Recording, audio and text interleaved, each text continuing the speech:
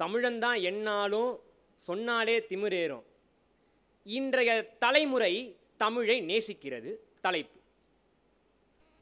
இன்றைய தலைமுறை கண்டிப்பாக நிச்சயமாக தமிழை நேசிக்கிறது. எப்படி அப்பா, எப்படி சொல்கிறாய் என்று கேட்டால், இன்று இவ்வரங்கத்தில் 350க்கும் மேற்பட்ட மாணவர்கள் ஒரு தமிழ் பேச்சு போட்டிக்கு வந்தார்களே ஆனால் அது தமிழ் மீது உள்ள பற்று இல்லாமல் வேறு என்னவாகத்தான் இருக்க முடியும்? இந்த தலைமுறை தமிழை மாற்றி வடிவமைத்திருக்கிறது. செய்யுளில் இருந்த தமிழை உரைநடையாக மாற்றிய பின், பாரதி வசன கவிதையை கொண்டு வந்த பின், இன்றைய நாட்களில் கவித்துவமுடைய மாந்தர்களுடைய எண்ணிக்கை அதிகமாகவே மாறியிருக்கிறது. முகநூல் பக்கம் கவிதைகள் பதிவிட்டு அதனால் ஏதாவது நடந்து விடுமோ, சமூகத்தில் ஏதாவது மாற்றம் நடந்து விடுமோ என்று பலரும் இருக்கிறார்கள் என்பதை நாம் உணர்தல் வேண்டும். தமிழ் மொழியை இன்றைய தலைமுறை எப்படி பிடித்திருக்கிறது என்றால், ஒரு மொழி தமிழுக்கு நிகராக வரக்கூடாது, தமிழே தலையாய் இருக்க வேண்டும். தமிழோடு மற்ற மொழிகளை கற்போம், தமிழோடு மற்ற மொழிகளை கற்போம், மற்ற மொழியை தமிழுக்கு மேலாக கற்க மாட்டோம் என்று இன்றைய தலைமுறையினர் இருக்கிறார்கள். அதனால்தான் மொழி போருக்கான விதை இன்றளவும் தமிழகத்தில் நிலவி இருக்கிறது, அது வேரூன்றி இருக்கிறது என்று சொல்கிறேன். இந்த தமிழ் இந்த மாந்தர்களின் உயிர் மட்டுமல்ல, உடல் மட்டுமல்ல, அதற்கும் மேலானது என்பதை புரிந்து கொள்ளுதல் அவசியம் ஆகிறது. இந்த தமிழ் இந்த மாந்தர்களின் உயிரையும் தாண்டியது, அது உணர்வையும் தாண்டிய ஒரு அடிப்படை தேவை என்பதை உணர்தல் அவசியம் ஆகிறது. இன்றளவும் தமிழை பலர் பேசுகிறார்கள், ஆனால் ஆங்கில வடிவில் பேசுகிறார்கள் என்று சொல்கிறவர்களுக்கு என்னுடைய ஒரே கேள்வி, அவர்கள் அனைவரும் அப்படி பேசுவதல்ல.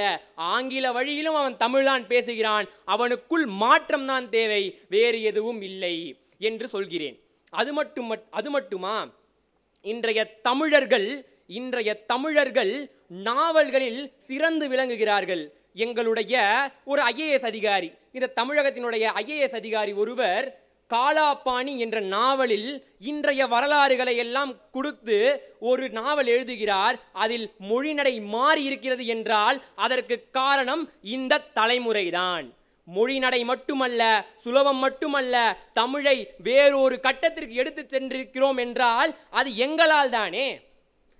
இந்த தலைமுறையினர் திருக்குறளை பல மொழிகளில் மொழிபெயர்த்திருக்கிறார்கள். திருக்குறள் மட்டுமா, பல நூல்களையும் பல மொழிகளில் மொழிபெயர்த்திருக்கிறார்கள். ஆதலால் இந்த தலைமுறையினர் தமிழை நேசிக்கிறார்கள். தமிழை ஒழுங்காக வாசிப்பதில்லை என்று. மதுரை மாநகருக்கு சென்றால் அவர்கள் பேசும் மொழி நடையே விசித்திரமாகத்தான் இருக்கும். அதுபோல ஒவ்வொரு புறமும் ஒவ்வொரு விதமாய் பேசுவார்கள். மதுரைக்கெல்லாம் போனா ஏம்ல என்ன வந்துட்டீங்களா அப்படிதான் பேசுவாங்க.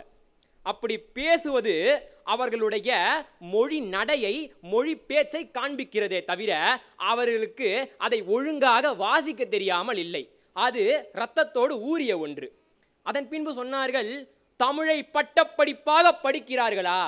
எம் மாணவ செல்வங்கள் தமிழை பட்டத்தோடு படிப்பாய் படிக்கிறார்கள். பட்டப்படிப்பாய் தமிழை மட்டும் படிப்பதல்ல, தமிழோடு வேறொன்றையும் கற்று இது இரண்டையும் தமிழால் அவர்கள் வளர்க்க செய்கிறார்கள்.